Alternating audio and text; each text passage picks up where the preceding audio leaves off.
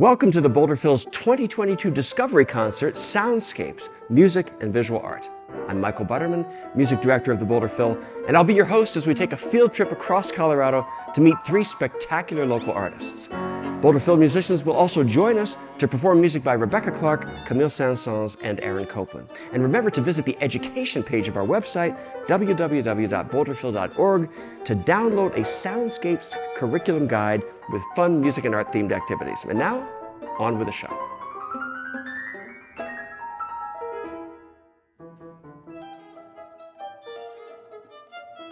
Artist Jane Guthridge was born outside New York City, moved to Illinois when she was 5, and studied at Kent State University in Ohio.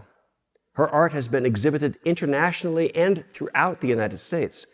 You can see some of Jane's artworks in Boulder at the Hilton Garden Inn. Her work is also displayed in the U.S. Department of State in Washington, D.C. When Jane moved here from the Midwest, one of the things she noticed was how much sunnier Colorado is than Ohio or Illinois. Jane's work is heavily inspired by this abundance of sunshine and the way that sunshine interacts with Colorado's natural environment. When looking at Jane's art, you may be reminded of leaves fluttering in the wind or water flowing through a brook. Jane thinks about how light reacts to and is transformed by those natural events, and then she interprets that as an artist. The rich colors and dramatic vistas of Colorado's landscapes are another source of inspiration for Jane. She sometimes uses different shades of the same color within a piece, or she may choose several complementary colors for a piece instead.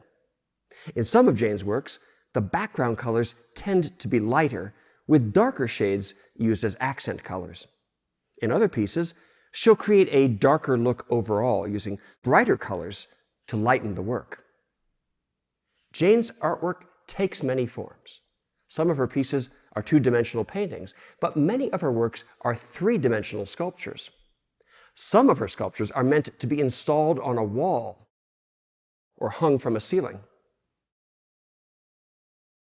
Other pieces may look like two-dimensional paintings to hang on a wall, but are actually made of several layers of transparent materials, meaning that light can shine through. Because Jane's work focuses on transparency, having materials that light can pass through is very important. She uses see-through materials like acrylic and plexiglass, but she also uses materials that you can't see through. Jane's art is considered abstract, meaning that while she may create something that represents a waterfall, it might not look exactly like a waterfall. There are many different shapes that Jane uses to represent the natural world. Some of the shapes in her art will be very fluid, with smooth edges like water. Sometimes she'll create shapes that look weathered, like paint on an old fence post, or splotchy like raindrops. At other times, her work features straight or curvy lines. Through her artwork, Jane hopes to inspire feelings of serenity, calm, and meditation. Her work demonstrates how light changes throughout the day, which affects the shadows coming through her transparent sculptures, which in turn constantly changes the spaces where her sculptures live. To Jane, that constant change is a metaphor for life.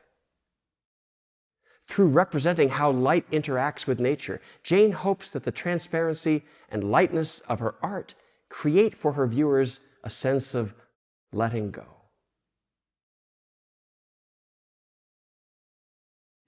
So Jane, thank you so much for being with us today. I wanted to ask you a little bit about your early days as an artist. I'm wondering how young you were when you remember being interested in art, and when did you know that you wanted to make it a career? Well, I remember always making art as a kid. I remember, finger painting. My mother was a teacher. She taught grade school, 4th and 5th grade, so we always had a lot of craft supplies, and we spent all our summers at a lake in northern Wisconsin, where when it rains a lot. Yeah. And so we made a lot of, forts and projects and, painted rocks because we didn't have a rock tumbler. Sure. So I remember always making things. So was there a particular moment at which you realized you wanted to be an artist? That was going to be your, career? I think I just always, did art, And then, of course, there's the part when you're like, what do you want to do? You're going to college. Right. Kind of a thing. And so at that point, I knew I wanted something to do with art, but I didn't know what that would be. And I ended up majoring in, my major was fine and professional arts, but it was graphic design. Ah. What are some of the influences on your art? I mean, especially early on, what were some of either the artists that influenced you or just maybe things in your environment that influenced you? You know, I never really went to many art museums when I was growing up. So really it was just making things, and being outside and, summers we spent, it was woods and lake and, that was really my influence. Yeah.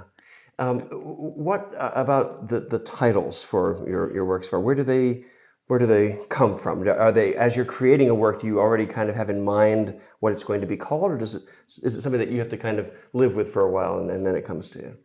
Actually, it's always a struggle for me. Is it? It's like I'll have the work done, photographed, ready for a show. It's like, what am I going to call it? What is this?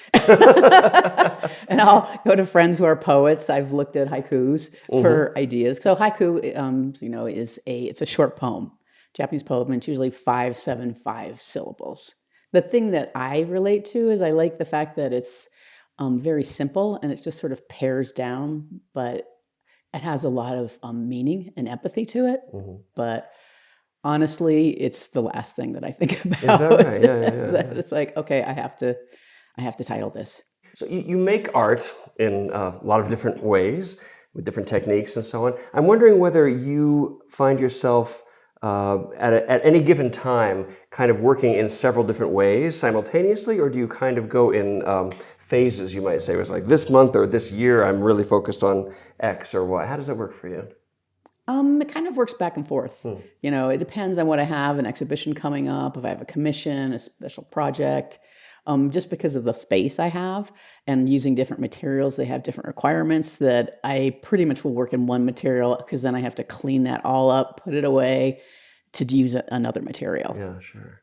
So I'm wondering how your art has changed and evolved over time, over your career. Well, I started originally working in oil pastels of landscapes and travels around the world. And then I found I started becoming more and more interested instead of the whole tree and all that, the spaces between them and the light. And so in a certain way, I basically kind of zoomed in. And when you zoom in very close to something and you take it out of context, you don't recognize where it is. And that's when it becomes abstract. Right. But it actually comes from something that if you look at something really close, you won't recognize what it is. Yeah, of course. See, we're talking about the light between the leaves, and I see you have with you a photograph that kind of illustrates that point. Can you tell us a little bit about this? So this is a photograph that was taken actually on a sidewalk, and all these little patterns, this is the light that comes between leaves. And the Japanese actually have a word for that called komorebi. I don't know if that's how you pronounce it, but that's what it looks like. Right. Yeah, and so for me, when you look at this, you don't know that it came from somewhere. It looks like an abstraction, right? Correct? You're like, what is that? But for me, to relate to music, I looked at these very much as musical notes because I played classical piano from 2nd to 12th grade. Ah, right. No, I can see that for sure. And so for me, I'll look at this and maybe like bum, bum, bum. And then you see these quieter things behind it that start to build. Yeah. And I work a lot in layers that it just sort of builds, to make actually a full expression. Yeah. And so they'll build, like this is a strong note. Okay. You can see 2 strong ones, and then you have something quieter. Yeah. And they mingle to become something more. Right. Well, I wanted to ask you about patterns because I know that you've described some of the goal of your art as being reflective of the patterns of harmonies and rhythms that one sees in nature. I'm wondering, how are those patterns, I suppose, that we find in the natural world translatable into musical ideas like rhythm and harmony? I guess because it has to do with the space between the notes. I think about a lot. That's why I like haiku and Japanese music like that. But it's like, where do they fall together? Yeah. Like how much, like leaving this empty space. Right. Repeating something makes a pattern. And in nature, I look at things, like these light patterns, or you ever seen light that it dances across water where it sparkles? Sure. It has a motion and it has a movement to it. Right. You know, so that to me makes a rhythm. You know, and then if it builds and there's more behind it or there's other colors, that starts to give it depth. Right. You know, that's when you start to get harmony. I'm curious if you have a favorite kind of music or style of music. Are you listening to music when you're creating art? You know, I listen to all different kinds of music. When I'm creating art, largely I can't listen to anything that has words.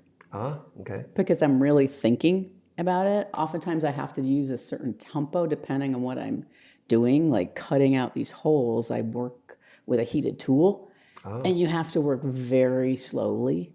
You know, it's almost meditative. It's like drawing through sand with thing. You can't go too fast because it'll skip across it and you can't go too slow because it'll melt out. So I need something that will work with that rhythm. Yeah, makes sense. Well, you use a wide variety of materials to create your art. I wonder if you could show us some of those. Sure. So a lot of my work has to do with light, natural light, and how it works with the material. So I always say I work with a variety of translucent, transparent, and reflective because light reflects, light goes through it. So one of the things I work with is called Duralar, which this is a clear film. Yeah. You can see that you see through it. That's what this is made out of. And then I work with, on that, acrylic pigments.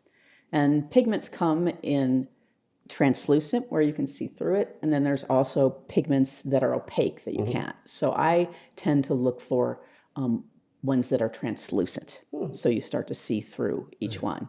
So these are some of them that I work with. It's a gold and they're acrylic paints. They're high flow, so that means they're like almost like an ink. They're very, very thin. And then when I mix them together with a medium, which is clear, you know, it dries clear and you can start to see through the actual pieces. Yeah. And because light is so important in your work, I'm guessing that the way one perceives your work is very much dependent on the environment in which you're seeing it. In other words, what the lighting in the room might be, or frankly, what time of day it is, and so on. So I'm guessing that they're always changing and always a little bit different every time you see them. Correct. Which is one of the things that I like about it. Yeah. That, you know, the only constant in life is change, you know, and with natural light, it changes throughout the day, throughout the year, throughout the months, you know. Well, Jane, thank you so much for sharing your studio here with us and your ideas about music and art. It's been a pleasure. Yeah, but nice to meet you too. Thank you. Thank you. Jane's work tends to be abstract. She isn't trying to picture her subjects exactly the way they look. Instead, she represents those subjects using shapes, forms, colors, and textures. Now, music often works the same way. How does a composer represent rushing water in sound? I mean, rushing water already has its own sound. Hundreds of composers over the years have written music about water, and very few of them sound like a running faucet. Instead, they'll represent water using melodies that flow like rivers, harp plucks like rain droplets falling from the sky, or folk songs that celebrate lives lived along the river, just like the Moldau from your curriculum guide. Jane's work is also rich in colors, paired with transparency so that her art can interact with the sunlight. Transparency is an interesting aspect of visual art.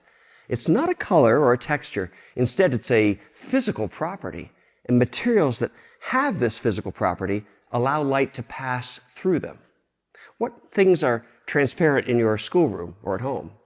For a fun activity, you can ask your parents or guardians to help you find transparent materials at home that you can use to create art, and then you can hang your work somewhere that light touches. Composers create color and texture in music by combining instruments, and by having those instruments play interesting combinations of dynamics, tempos and rhythms, high and low registers, shorter or longer notes, and sometimes they also use special effects. In the Viola Sonata by composer Rebecca Clark, you will hear our violist play a special effect called pizzicato, where she plucks the strings with her fingers to create the sound instead of using her bow. This special effect will give the music a kind of pointed texture, as opposed to the middle section of the music, which is very smooth and lyrical. Rebecca Clark was a composer and violist born in England in 1886, but she lived most of her life in the United States. She was one of the first female professional orchestral musicians and was internationally known as a viola virtuoso. She composed the Viola Sonata in 1919 at the age of 33 and called it her one little whiff of success. This piece was forgotten for a time, but became popular again after it was broadcast on the radio in 1976 for Clark's 90th birthday. The Viola Sonata has 3 movements, which means that there are 3 shorter songs that go together to make up the whole work. We're going to listen now to the second movement. It's called Vivace, an Italian word that means lively. Now, while you listen, we'll also watch Jane create a piece of art. Think about how this music could be used to represent the nature that inspires her. Light and uplifting, like sunshine, flowing like a stream tumbling down a Colorado mountainside, or dancing, just like the light Jane captures through fluttering tree leaves. Enjoy this performance by Boulder Phil violist Stephanie Mientka and executive director Sara Parkinson playing the piano.